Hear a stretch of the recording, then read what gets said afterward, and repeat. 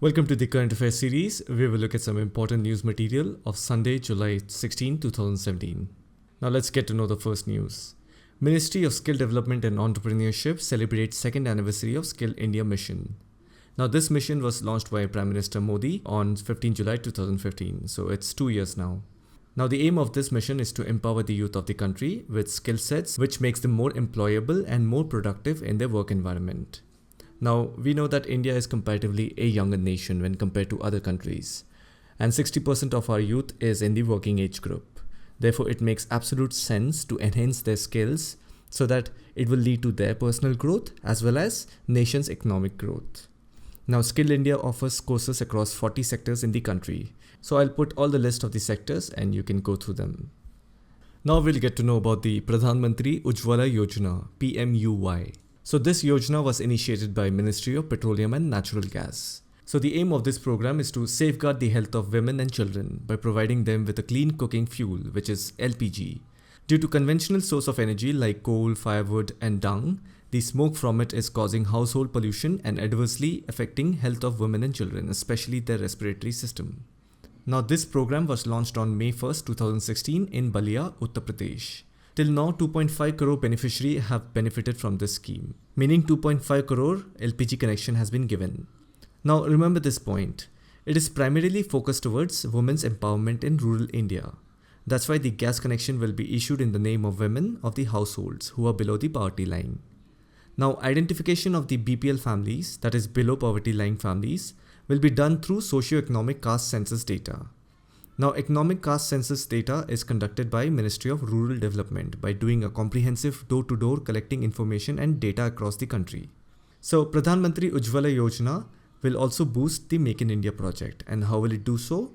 Now, because of this program, there will be an increase in domestic manufacturer for LPG equipments. So, that will give rise to employment. Now, LPG demand in the country has registered a growth rate of more than 33% during last 3 years. More than 5,000 new distributors have been added in the last 3 years, which have come up primarily in rural areas to cater to the enhanced LPG demand generated by Prime Minister Ujjwala Yojana. Now let's get to know about National Cooperation Development Corporation. So India's cooperative movement is the largest in the world. National Cooperative Development Corporation is a national level organization that supports the cooperative network in India. If you look at Article 43B of the Indian Constitution, it talks about promotion of cooperative societies. Remember this. Now, NCDC is engaged in the promotion and development of cooperative in agriculture and rural-oriented activities. Now, it is also making a concerted effort to develop cooperative movement in the country and is playing a significant role in educating, guiding and providing support to the member organization for strengthening the cooperative sector. Now, Indian cooperatives have firmly established themselves in many sectors of the economy like dairy, banking, sugar, fertilizers, marketing, handloom, fisheries and construction. Alright, let's see the next headline. A French firm is going to build 6 atomic reactors at Jaitapur, Maharashtra, which is located 500 kilometers south of Mumbai. Now, Areva is a French multinational group specializing in technical aspects of nuclear power and renewable energy. In India, Nuclear Power Corporation of India (NPCIL) is the concerned authority related to nuclear power. So UK-based energy company called EDF, who took over Areva, will be building 6 reactors, each with a capacity of 1650 megawatts. So previously this French company was supposed to build the nuclear reactor at Jaitapur, but now it's going to be built by UK-based company called EDF. So initially they asked NPCIL, that is the Indian nuclear body, to build the reactors as they have the experience of building the Kudankulam nuclear power plant in Tamil Nadu. But the NPCIL wants EDF to build it because EPR technology is new to India. It is a 3rd generation pressurized water reactor. So EPR stands for European Pressurized Water Reactor. It is the most powerful and safest reactor in the world. It can provide electricity to more than 1.5 million people. It has concrete layers that protects the reactor from any outside risk. This reactor emits low carbon and it reduces the radioactive waste per kilowatt hour by 30%. It has a lifespan of 60 years. Countries like United Kingdom, France, Japan, China, Finland, and now India is using the EPR reactors. Tomorrow is India's presidential election, and the winner will be sworn into office by the Chief Justice of India in a time-honoured ritual in the Central Hall of Parliament on July 25th, 2017. Now, Article 54 of the Constitution of India deals with the election of president. The president is indirectly elected by the members of an electoral college, and this electoral college consists of MPs of Lok Sabha and Rajya Sabha and MLAs of all state legislatures and legislative assemblies of Puducherry and Delhi. A president has a tenure of 5 years and can be re-nominated. The oath of the president is taken in the presence of the Chief Justice of India. The primary duty of the president is to preserve, protect and defend the constitution and the law of India as made part of his oath, which is also there in the Article 60 of Indian Constitution. There is no bar on the actions of the president to contest in the court of law, meaning his action will not be challenged in any court of law. Now comes the more controversial and realistic side of this political game. The president has the power to dissolve the Lok Sabha. Now, keeping this point in mind, it is no surprise that politics is part of presidential election. Whether to choose an assertive president or a cooperative president, whether the president is going to maintain the dignity of the office by questioning cabinet's moves, or whether the president will show cooperation to the Council of Ministers. Today, the ruling government's nominees' chances are brighter because it will be beneficial for them to have a cooperative president who would not question the government's move. And this sort of political strategy undermines the value of the highest office in the nation, and thus makes the president just a ceremonial head. I have a separate video dedicated to how the presidential election of India is conducted. The link is there in the description, you can have a look at it. Let's get to know about climate change. Climate change is real. It's not a false story or a hoax, it's a reality. And by climate change, we mean that Earth's temperature is going up year by year. So since the Industrial Revolution, the temperature of Earth has gone up like anything. Industrial Revolution gave birth to machines, and machines are a very important aspect of our day-to-day life.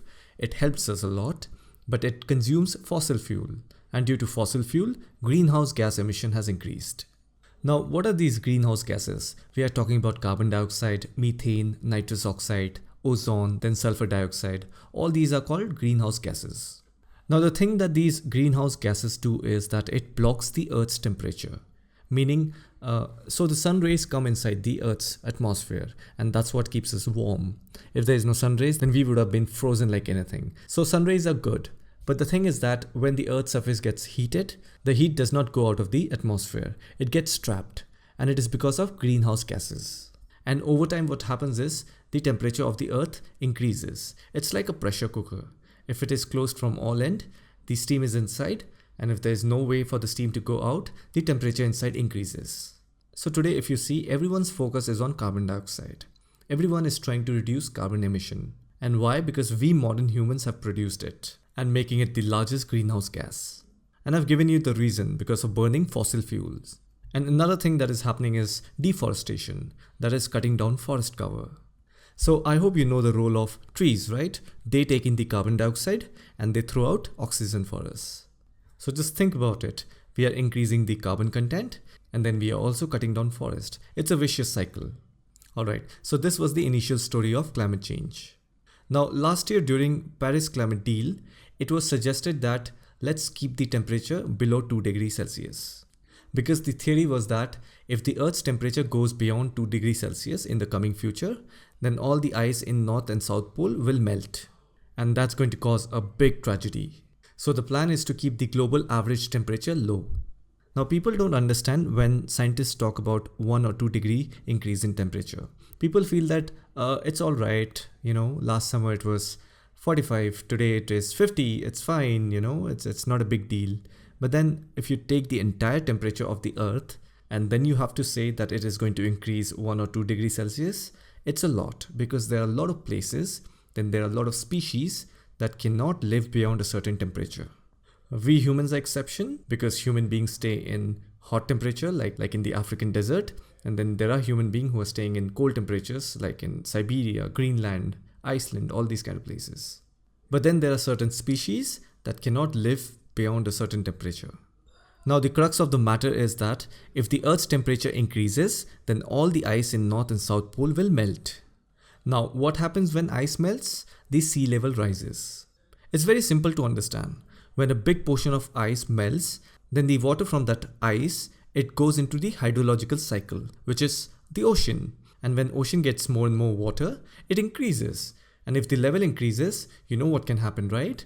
It will cause floods, hurricanes at coastal region. So it will cause a massive geographical, social and economical turmoil. So I want you to imagine this scenario. Suppose you're staying in a coastal area and there's a rise in sea level. So your coastal area is going to hit by flood.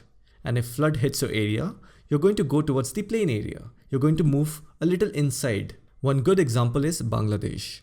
The region near Bangladesh and Sundarban area, it's a low-lying area. Now what is happening in Bangladesh is that the water level in Bay of Bengal is rising. And because of that, the water is entering into the coastal area. And people are relocating in the city area. They're going inside where it's upland. Now these people who have been affected because of flood, they don't have house, they don't have any job, they are destitutes. Now what is going to happen? It's going to increase the population of the city. So because of this internal migration, domestic migration, that is people shifting from one place to another, the domestic population of a particular place will increase. And that will put pressure on that particular place's resources. Human waste will increase, then there will be massive economic divide. So I hope you're understanding the trickle-down effect. So right now if you see, Arctic sea ice is shrinking and glaciers are melting. And if you want to know what's happening in Antarctica, a massive trillion-ton iceberg broke from Antarctica. Just look at the size of this iceberg. Now this iceberg is going to melt, and when it melts, the sea level will rise. And then most of the coastal region of United States, then Indian subcontinent, then Bangladesh, most of the low-lying areas will get affected. So this is the story behind climate change. Anyways, I hope you have understood the concept.